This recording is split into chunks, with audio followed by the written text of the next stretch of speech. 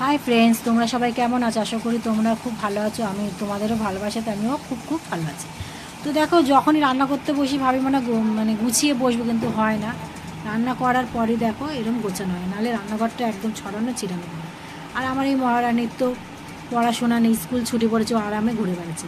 তো দেখো রান্না করা হয়ে গেছে, আর রান্না করার পর দেখো ঘরটা দেখো একটু তাকানোর মতো যাচ্ছে। নাহলে যতই ভাবি যে আমি গুছিয়ে রান্না করব, কিন্তু হয় না। ঠিক রান্না করার পর আমি গুছিয়ে নিতে পারি। তোমরা কীরকম করো আমাকে একটু বলো যে তোমরা গুছিয়ে রান্না করো না এরকম ছড়িয়ে রান্না করো। তো আজকে আমি পুজো দেওয়ার আগে রান্না বান্না করে নিচ্ছি। আর দেখো যেহেতু সোমবার, অনেকটা সময় লাগে আমার পুজো দিতে। তো সোমবারে শিবগুরুকে আমি দেখো 5 রকম ফল দিয়ে, তোমরা জানো, পুজো দিই। আর দিয়েছি আজকে গুজিয়া, 5 রকম ফল আর গুজিয়া। তো শিবগুরুকে পুজো দিয়ে অন্য দিন আমি শুরু করি, কিন্তু আজকে আমি রান্না বান্না করে তারপর শিবগুরুকে পুজো দিয়েছি। আর আমার মেয়ে দেখো পাগল হয়ে যাচ্ছে যে বিড়াল পুষেছো, এবার একটা কুকুর পোষো।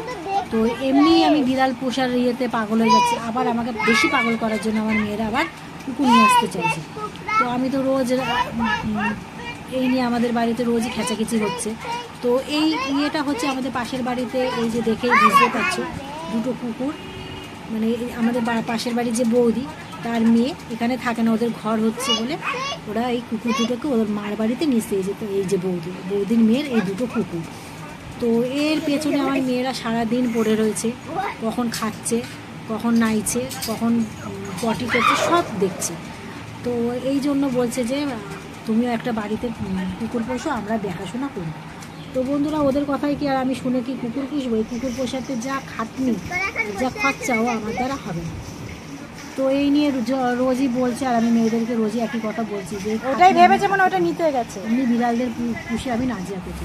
তো পুষিদেরকে খাওয়ার হয়ে গেছে, এবার আমাদের খাওয়ার দেখো বেড়ে নিয়েছি দুপুরের থালিতে। তো যেহেতু সোমবার জানো তোমরা সবাই, আমি নিরামিষ খাই। তো দেখো পাতে কি আছে, কলমি শাক, পটল ভাজা, উচ্ছে ভাজার সাথে আলু সিদ্ধ, মাছটা আমাদের থাকবেই, আর টক ডাল, আর পটল আলু করেছি দই দিয়ে, আর করেছি সবশেষে চাটনি। কেন চাটনি শেষে আমার থাকে আইটেমে। তো কুকুরে স্নান করা হয়ে গেছে, দেখতে দেখতে দুপুরে থালিও সাজিয়ে ফেলেছি। তো আজকের দিনটা এইভাবেই কাটলাম। তোমরাও তাড়াতাড়ি দুপুর হয়ে গেছে, খেয়ে নাও। আজকে ব্লগটা এই পর্যন্ত।